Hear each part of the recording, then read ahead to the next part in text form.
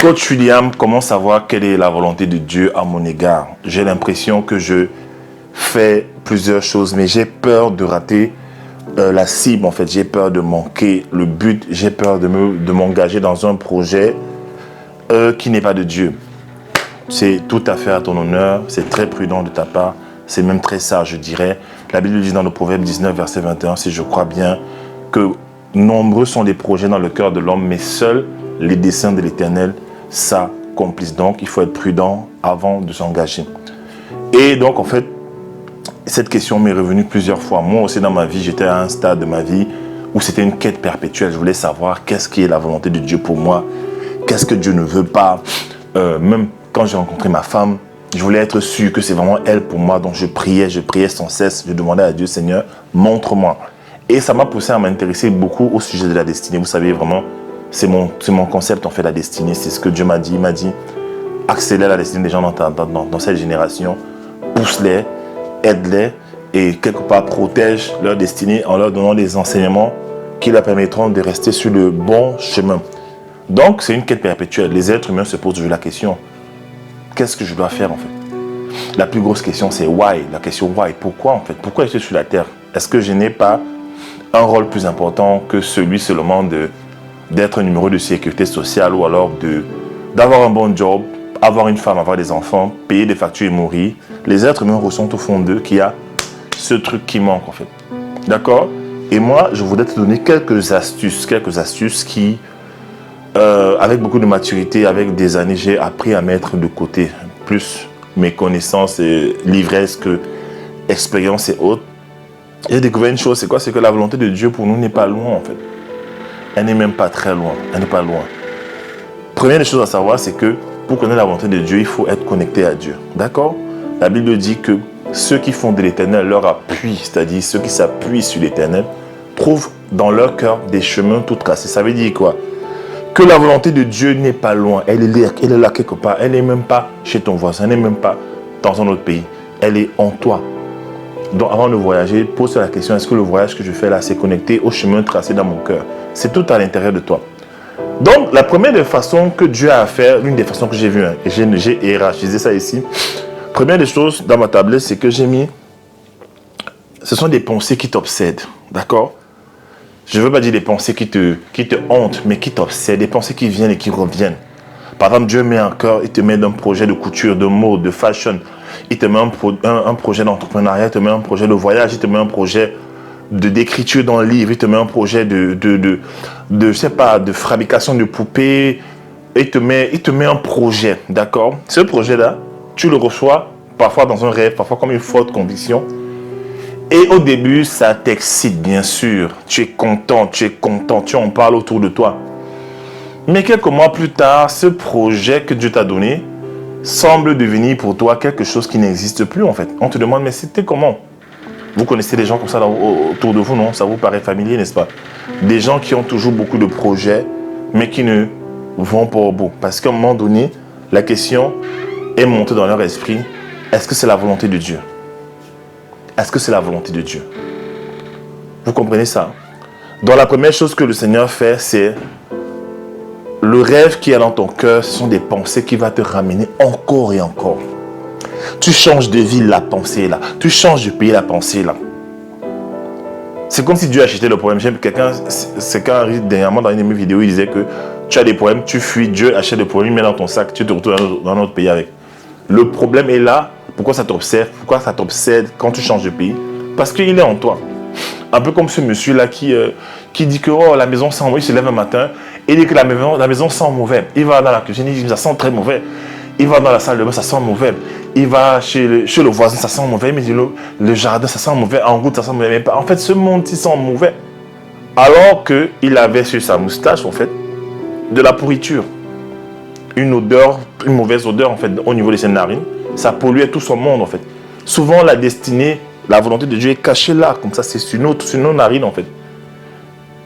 D'accord? Donc, ces pensées qui viennent et qui reviennent encore. Tu fuis, ça revient. Tu changes de boulot. Par exemple, Dieu te demande de laisser ton boulot, te lancer peut-être dans le graphisme, dans la vidéo. Tu commences, quand ça ne marche pas bien, tu fuis, tu vas faire un boulot qui te donne de l'argent.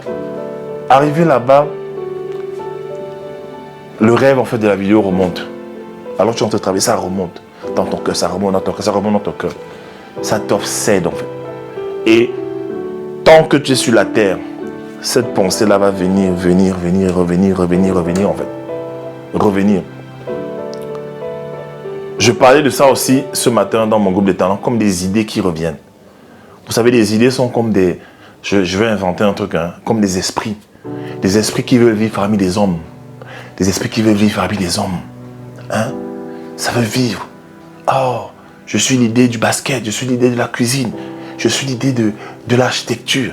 Alors il faut que je me manifeste, que je me transforme en maison, en grande bâtisse, en orphelinat, en théâtre. Il faut ça. Alors je passe chez qui? Je vais dans un quartier, je vais à Douala, je vais à Bali, je vais à Bonapriso, je vais dans telle maison, chez William, chez Johanna, je vais chez Jack, chez Jeff, chez Ornella.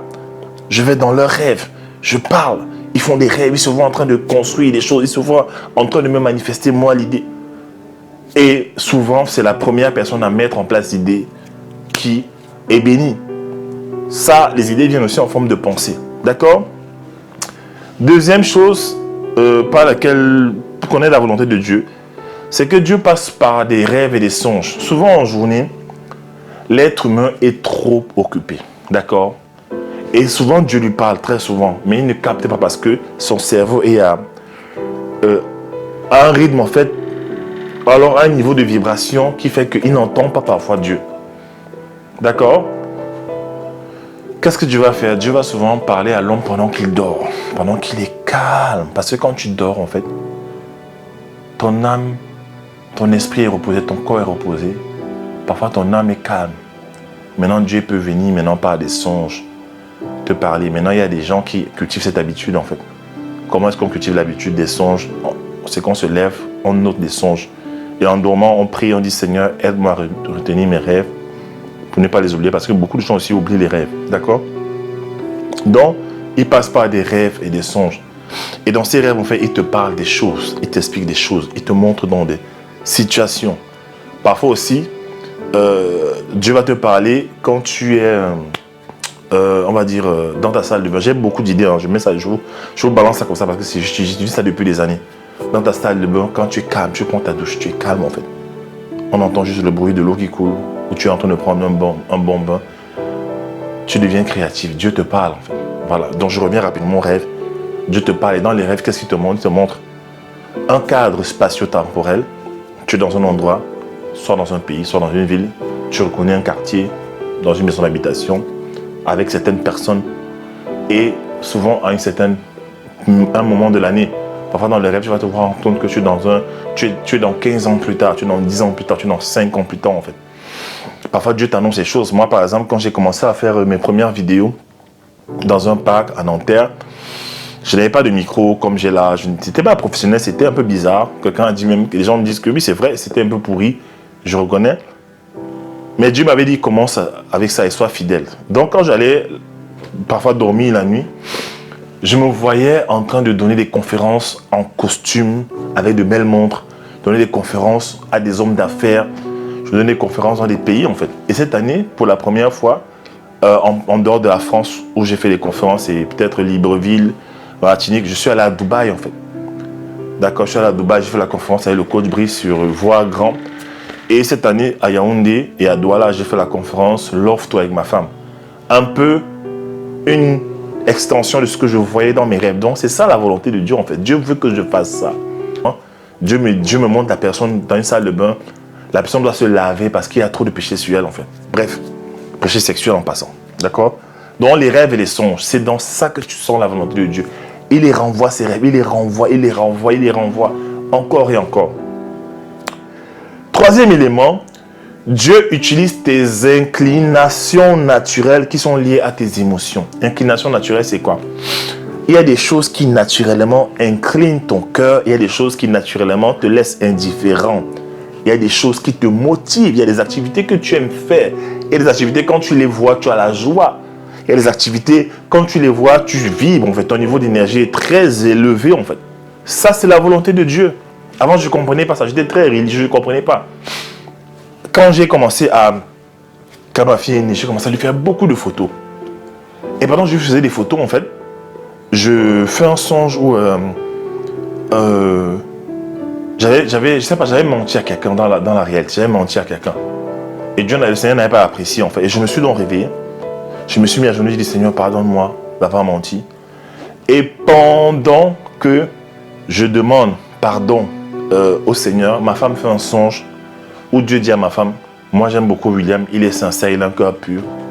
Surtout, il aime photographier les gens que personne ne regarde. Il met son objectif sur les gens que personne ne considère, que la société ne considère pas en fait. Mais moi à l'époque, je ne faisais pas les photos. Je faisais juste les photos avec mon téléphone. Les photos de ma fille comme ça, petite photo, juste pour imprimer pour nous. Mais il m'a annoncé déjà une saison, j'allais faire beaucoup de photos. D'accord? Et donc en fait, c'est là que je commence à faire les rêves sur des photos. Mais ce qui me choque, c'est quoi? C'est que quand je fais ces rêves-là, j'attaque la photographie. Je refuse ça en fait. Parce que je dis, Dieu m'a dit, je serai grand, homme d'affaires, prospère, machin. Comment je fais la photo? Je commence par la photo. Et il m'a fait comprendre que non, la photo, il me met en moi la passion. J'ai commencé à avoir une passion folle pour la photo, une envie folle pour la photo. Je ne comprenais pas ce qui m'arrivait. En plein cours, je faisais des photos. En plein cours, je retouchais les photos dans mon iPad. Je mettais tout mon argent pour les logiciels de photo. J'achetais tout. Photo. Ça veut dire quoi? Quand je voyais les gens, même je voulais les photos, j'avais la joie de leur faire les photos. Et donc, en fait, Dieu touchait mes inclinations. C'est-à-dire, mon cœur était incliné à la photo. Comme si on m'avait rendu bête en fait, avec ça, en fait. Et je ne comprenais pas pourquoi subitement on me rendait bête avec. Mais c'était un talent qui était caché en moi, que Dieu voulait sortir en cette saison-là. Donc, voilà la volonté de Dieu pour moi. Il voulait que je fasse ces photos. Et parfois, j'étais dans les métros à Paris. J'ai une vision, en fait. Il me montre le logiciel Photoshop et Lightroom. Il me dit, étudie ces logiciels. Bosse-les, maîtrise-les. Je suis en train de dormir à la maison. Je vois encore en image le logiciel Lightroom, Photoshop. Pareil. Et un autre moment maintenant, quand je grandissais, Dieu a commencé à me mettre en moi l'envie de leadership. L'envie de comprendre du leadership. Comprendre comment d'abord se gérer personnellement. Maintenant, comprendre comment guider les gens. Comprendre comment mentorer les gens, être un bon mentor pour les gens, transformer les gens à devenir qui ils doivent être en fait. Ça me passionnait. Donc Dieu touche encore mes inclinations. Il touche encore ça. Il met là mes émotions. C'est lui qui vient encore. Il met ça dans mon cœur. Il met ça dans mon cœur. C'est ça la vision. C'est ça l'objectif de Dieu pour toi. C'est ça sa volonté. Ne cherche pas loin. C'est en toi. Regarde ce qui te met. Regarde la joie qui te met, la passion qui te met pour les choses. Le feu qui met dans ton cœur pour les choses. C'est ça la volonté de Dieu à ton égard, mon frère, ma soeur. D'accord? Voilà. Et donc, en fait, après ça, j'ai commencé à me former dans le leadership. Et quand j'ai oublié de me former dans le leadership, qu'est-ce que j'avais? J'avais encore des visions où je devais lire le livre de John Maxwell, Les 21 lois irréfutables du leadership, le livre de Miles Monroe, sur l'esprit de leadership, sur comment être un bon leader, comment développer le leader. Tous les livres de leadership que j'ai chez moi à Paris, je devais les lire. Et ça m'a aidé aujourd'hui à être un bon leader. Un homme qui libère la vie des gens. Un homme qui ne bloque pas les gens. Un homme qui libère le potentiel des gens par la grâce de Dieu. Et qui les fait courir vite en fait. Je ne suis pas le genre de personne à avoir quelqu'un avec moi qui me sert et j'empêche cette personne de respirer. J'empêche cette personne de se lancer. Non. Parce qu'à l'avance, j'ai appris. Et je sais que beaucoup d'hommes d'Africains, beaucoup de leaders africains, même certains pasteurs, n'ont pas utilisé le leadership. C'est pour ça qu'ils oppriment les gens. Ils oppressent les gens. Ils bloquent les gens en fait. Dès que tu as un talent, il veut te tasser, il veut t'asseoir. Hé petit, tu vas où? Laisse, attends d'abord. C'est pas le temps de Dieu, c'est pas. Bref, ça c'est un autre message. Quatrième élément, Dieu envoie des messagers pour nous parler. D'accord? Ce sont des gens, ce sont des amis, ce sont des prophètes, des pasteurs, des hommes dans la rue. Moi, il m'est arrivé une fois à Paris comme ça, un monsieur s'est arrêté, il m'a dit, toi tu auras beaucoup d'argent. Fais ceci, tu auras beaucoup d'argent. Il m'est arrivé comme ça, d'être là comme ça, un me dit, tu seras l'un des meilleurs coachs dans la francophonie. Comme ça, quelqu'un me dit ça comme ça en Europe. Il me disait ça en passant comme ça. Au sport, il vient, il me dit, voilà ce que Dieu m'a montré, voilà ce que Dieu m'a dit. Voilà, tu seras. J'ai dit, ah, gloire à Dieu, je vais continuer à travailler. Continuer à aider les gens, à libérer les gens. Vous comprenez ça? Donc, en fait, Dieu passe par des hommes, des messagers. Des messagers. Ça peut être ton conjoint, ta femme qui vient avec un rêve, avec une parole sûre. Ça peut être tu es dans une église, un homme te fait te lever dans la foule, te dit, toi viens. Voilà ce que Dieu dit sur toi. Ça peut arriver. D'accord?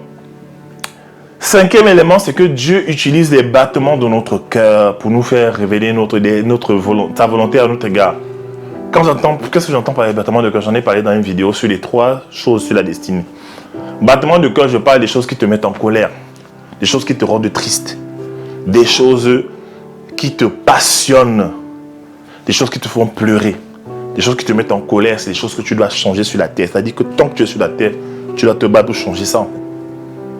Des choses qui te rendent triste et qui te blessent, ce sont des choses que tu vas guérir chez les autres, parce que les gens blessés sont des extraordinaires guérisseurs.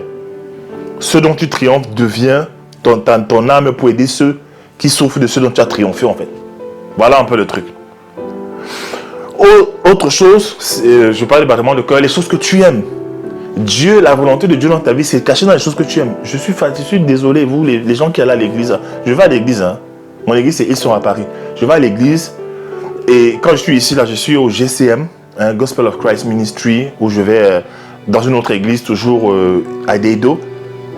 Mais j'ai appris à être un chrétien équilibré. Je ferai une vidéo dessus en fait. Comment être un chrétien équilibré. Les gens sont plongés dans la religion, ils ne comprennent rien, ils ne comprennent pas ce qui se passe.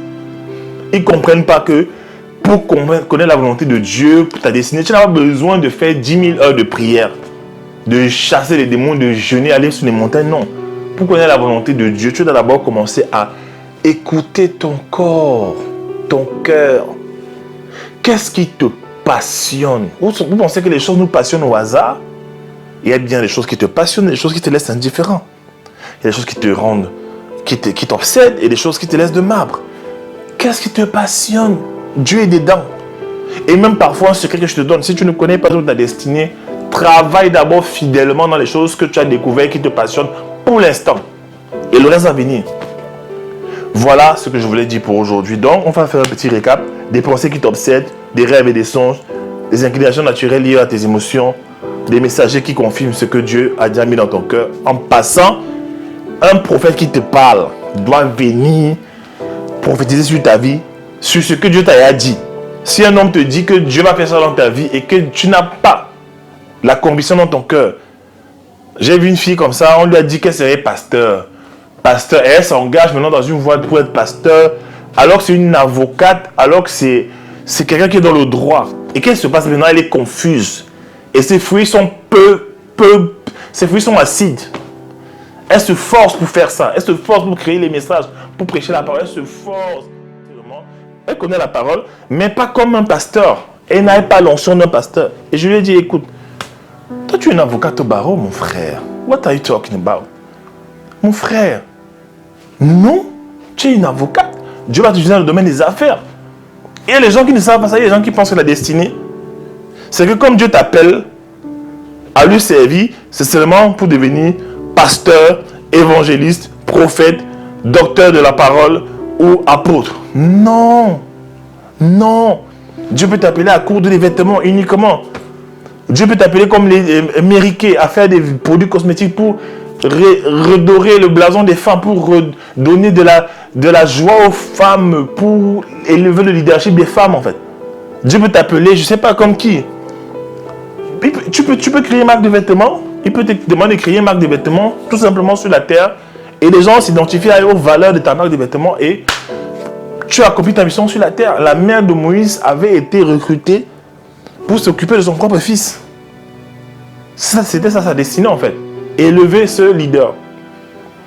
Donc sortez un peu de la religion là qui vous embrigade, qui vous embourbicasse, je sais pas, j'invente des mots, qui font de vous des gens qui sont inadéquats dans la société en fait. Là je m'adresse aux chrétiens. D'accord?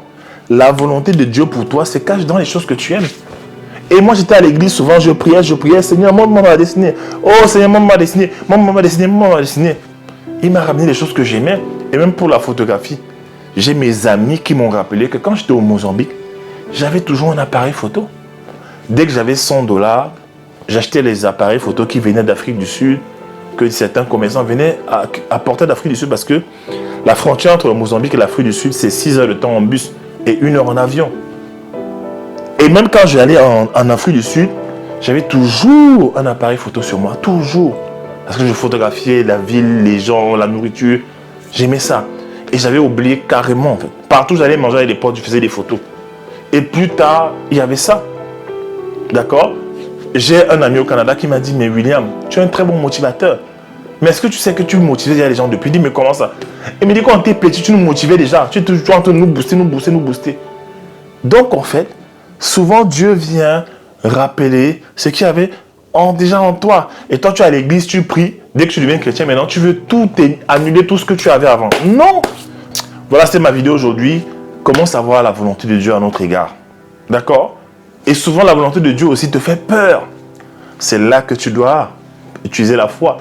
Elle te fait peur, pourquoi? Parce que ça vient briser le statu quo de ta vie. Ta vie est trop monotone. Dieu vient changer. La Bible dit que je ferai une chose nouvelle. Je ferai un nouveau chemin dans le désert. Alors tu sens que Dieu veut t'amener à un autre level. Mais tu as peur. Tu sens que pour faire ce que Dieu te demande, tu dois te redimensionner. Tu dois étudier plus. Tu dois retourner à l'école. Peut-être tu dois faire plus de sport. Tu dois manger moins. Tu dois manger plus équilibré. Plus tu dois payer un prix. Peut-être tu dois payer une formation. Voilà où beaucoup de gens sont bloqués en fait. Surtout chez nous les Africains. Oh, ils aiment les choses gratuites. Oh, il y a concert de Malox, concert de ténor, concert de tel. Ils sont là plein. Mais lorsqu'il faut se former pour augmenter leur potentiel, pour augmenter leur capacité à créer de la richesse. Ah non, vraiment, Dieu a donné gratuitement. Dieu t'a donné gratuitement, tu dois donner aussi gratuitement. Non, cette mentalité-là, ça vous maintient dans la pauvreté. Et ceux qui payent le prix sont toujours au-dessus de vous. Observez bien. Ceux qui payent le prix sont toujours au-dessus de vous. Je connais un grand pasteur, comme ça, il disait que dans son entreprise, il était avec un homme ingénieur et ils étaient ingénieurs tous les deux. Et son collègue, c'était un Français, un blanc. Son collègue passait le temps à se former, mais lui, il passait le temps à prier en langue. Il priait en langue, il pensait que c'est parce qu'il priait en langue. Oh, Dieu va l'augmenter, Dieu va. À la fin de la journée, il fallait recruter, il fallait choisir parmi eux qui allait être le directeur commercial d'une entreprise. Devinez qui on a pris? On a pris le monsieur qui se formait tout le temps, le français qui se formait tout le temps. Certains auraient dit, oh, c'est le racisme, Non, c'est pas le racisme. Toi, tu passes ton temps à prier en langue, tu pries. Tu penses que c'est parce que tu pries, tu adores au travail qu'on va te donner notre boulot. Non, on donne ça à ce monsieur qui a payé le prix, qui s'est outillé, qui s'est formé, qui s'est développé en fait. La Bible dit quoi? Mon peuple périt faute de quoi? Faute des démons. Faute de quoi? Faute du diable, à cause des démons. Non. Mon peuple périt faute de connaissance. Chaque fois qu'il y a des gens qui périssent, qui sont dans la pauvreté, dans la souffrance, c'est parce qu'il y a une connaissance qu'ils ne connaissent pas. Qui n'ont pas, pardon. Qu'est-ce que je raconte? Connaissance qu'ils ne connaissent pas. Donc voilà. Voilà une connaissance que je vous apporte une fois de plus. Passez à un autre niveau. Voilà, passez à un autre niveau. La formation des talents commence le 11 septembre. Non, on va à un autre niveau. La promo 19 est finie aujourd'hui, ce matin. C'était très puissant. Il y a eu des paroles, même des bénédictions, d'accélération pour la vie des gens. Et la promo 11 commence là. La promo 20 commence et on va à un autre level. Donc, si Dieu t'a parlé, si tu sens que je dois passer à un niveau, bah viens, on va quelque part en fait. C'est ça. Merci. Je serai au Love Tour Paris le premier week-end du mois d'octobre avec ma femme. On reprend les activités pour le Love Tour. On a fini le Cameroun maintenant. On obéit à la voix de Dieu, à la volonté de Dieu. Et on fait le Love Tour. Merci. Ciao.